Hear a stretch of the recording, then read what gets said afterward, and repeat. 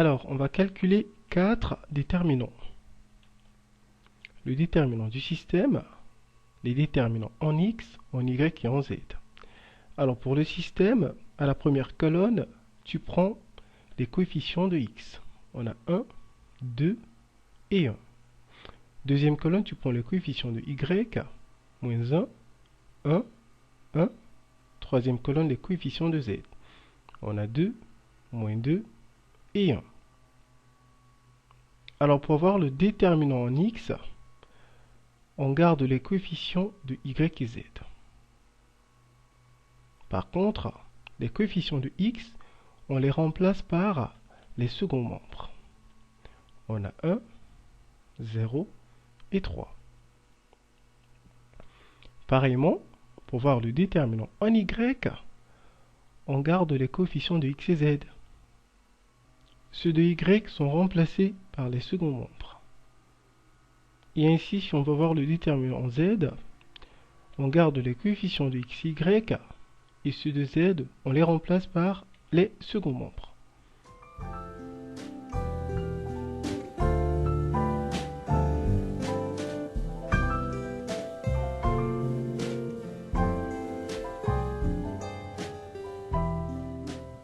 Pour calculer un déterminant dans R3, on prolonge le nombre de colonnes à 5. On prolonge avec les deux premières colonnes, comme ça. On prolonge et on prolonge avec les deux premières colonnes. Ensuite, on fait les croisements. Remarque, on dit 1 fois 1 fois 1. Ça fait 1, plus moins 1 fois moins 2 fois 1. Ça fait 2, plus 2 fois 2 fois 1. Ça fait 4. On a le signe moins, exactement comme dans un déterminant de R2. On dit que c'est le moins de la formule. Et tu constates que les traits sont parallèles.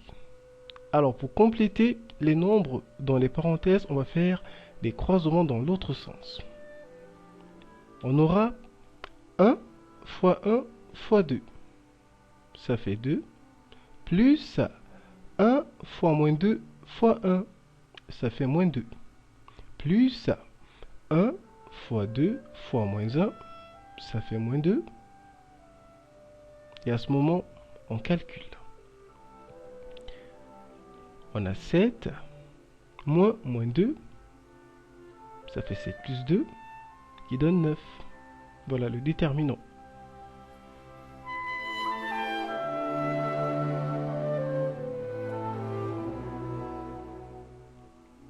On fait pareil pour les autres déterminants.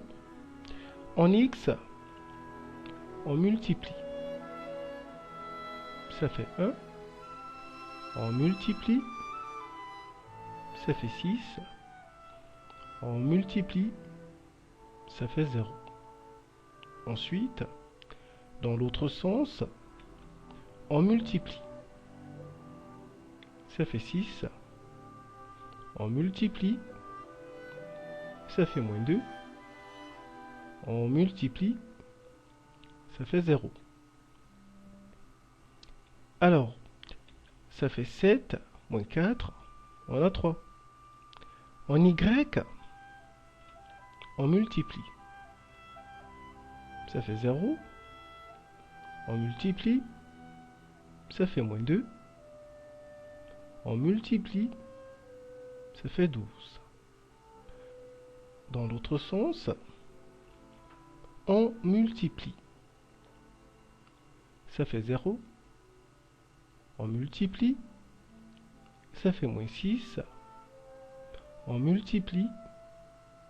Ça fait 2. Alors, on aura 10 moins 4. Ça fait 10 plus 4 qui donne 14. Avec z, on multiplie. On a 3. On multiplie. On a 0. On multiplie. On a 2. Ensuite, dans l'autre sens, on multiplie. On a 1, on multiplie, on a 0, on multiplie, on a moins 6. Alors, ça fait 5 moins 5. On a 5 plus 5 qui donne 10. Eh bien, on va dire que la valeur de x, c'est 3 neuvièmes. Si on simplifie, on a un tiers. La valeur de y, c'est 14 neuvièmes. Et la valeur de z, 10 neuvièmes.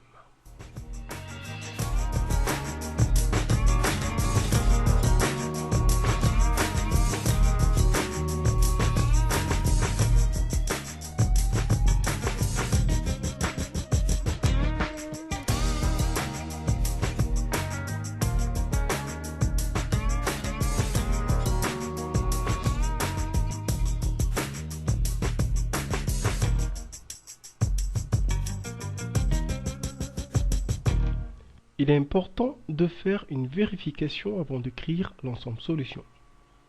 Dans chacune des trois équations, on va remplacer x, y et z par les valeurs trouvées et on verra si l'équation est vérifiée. Dans la première, on a ceci.